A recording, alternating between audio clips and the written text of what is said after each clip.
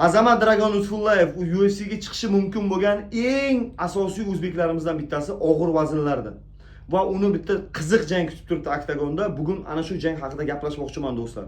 Va agar ana shu jangni yuta oladigan bo'lsa, Azamatni judayam taniqli bo'lib ketish ehtimoli bor va balkim UFC'ga ham chiqib ketishi mumkin do'stlar. Buni Xudo xolasa vaqt ko'rsatadi. Men judayam xursandman do'stlar, sizlar meni qo'llab-quvvatlayotganlaringizdan va kuzatishda davom etinglar.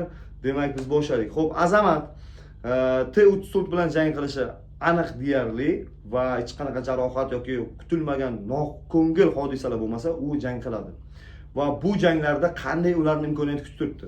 Birinchi o'rinda biz har doimgidek qo'l, oyoq zarbalarini taqqoslaymiz. T34 da qo'l zarbalari kuchli, u ko'proq mana qo'l bilan boksga tushadigan kulachni boylarga chiqadi va unda qo'l zarbalari bor va ko'proq raqibini qo'l zarbalari bilan yiqitishga harakat qiladi. Unda zarba kuchli emas, juda ham o'zini vazniga nisbatan kuchli ura olmasa ham, lekin mana shu jihati uni ajratib turadi. Azamatda qo'l zarbalari o'rta holatda, u asosan qo'l zarbalari bilan ajralib turmaydi. Va Azamatning eng xavfli tomoni T34 uchun stoykada bu low kicklar. U zarbalari bilan Azamat juda ham qattiq xavf tug'diradi T34 uchun. Haqiqatdan ham low kick zarbalari juda ham zo'r chiqadi. Tasavvur qiling, 100 kilodan ortiq odam sizni oyog'ingizga bor zarbasi bilan tepadigan bo'lsa, bu juda ham og'riqli holat va oyog'ini ishdan chiqarishi bu 100% ga aniq. Shuning uchun stoykada Azamatning imkoniyatini sal yuqori baholayman. Nimaga? Zarba kuchi va Azamatda tezlik bor. Qadam joyini o'zgartirish tezligi Azamatda yuqoriroq, vazniga nisbatan tez harakat qiladi. T34 bo'lsa unaqa qobiliyati yo'q. U faqatgina raqibni qisib borib zarbalar bera oladi. Va kuchli zarba o'tkazib yuboradigan bo'lsa, uni tezda taslim bo'lib qoladigan odati bor. Xo'p, endi parterga o'tadigan bo'lsak, parterda endi men 80-85% Azamatga beraman. Nimaga? Azamatni kurashi hardkorni kurash deymiz, ya'ni kuchli kurashadi u.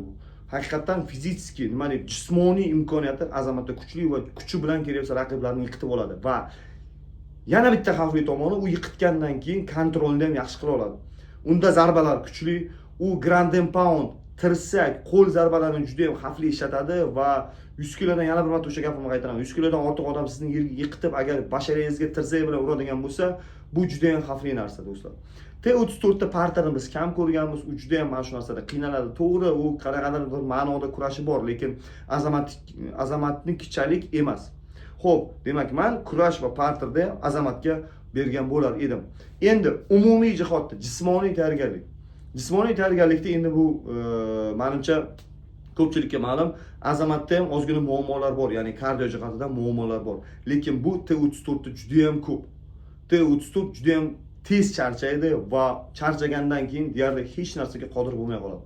Azamat oxirigacha kurasha oladigan va o'sha kurashini charchagan holatda ham ishlata oladigan xavfi bor va bu uni g'alabaga olib kelishi mumkin. Va bu jangda men 85-90% da Azamatning g'alabasini ta'minlay oladi deb o'ylayman. Ya'ni bu jangda Azamat g'alaba qozona oladi deb ochiqcha ayta olaman. Va bu narsa shunchaki vaqt. Va bu jangni yutgandan keyin Azamatni menimcha kelajagi porloq bo'lib turibdi. Ya'ni UFC yoki yana ham balandroq ligalar u bilan qiziqishni boshlaydi. Chunki T34 to'g'ri yaxshi reputatsiyasi zo'r bo'lmasligi mumkin, lekin u nomi bor.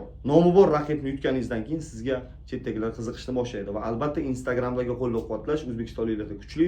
Bu haqiqatdan ham chetdagilar tomonidan albatta alohida aytib o'tilyapti. Shunaqa do'stlar, sizlarning fikrlaringizni kutib qolaman. Azamat qanday tarzda g'alaba qozonishi mumkin? Sizlar fikrlaringizni yozib qoldiringlar yoki T34 Azamatga qanday muammolar tug'dira olishi mumkin? Buni ham yozib qoldiringlar va oxirida aytayotgan narsam, agar meni mehnatim sizlarga ozgina bo'lsa ma'qul bo'layotgan bo'lsa, marhamat, mana karta raqamlari turibdi. Kanalga qo'llab-quvvatlash uchun yordam qilmoqchi bo'layotganlar, marhamat, hammalaringizga sog' salomatlik tilab qolamiz. Salomat bo'ling.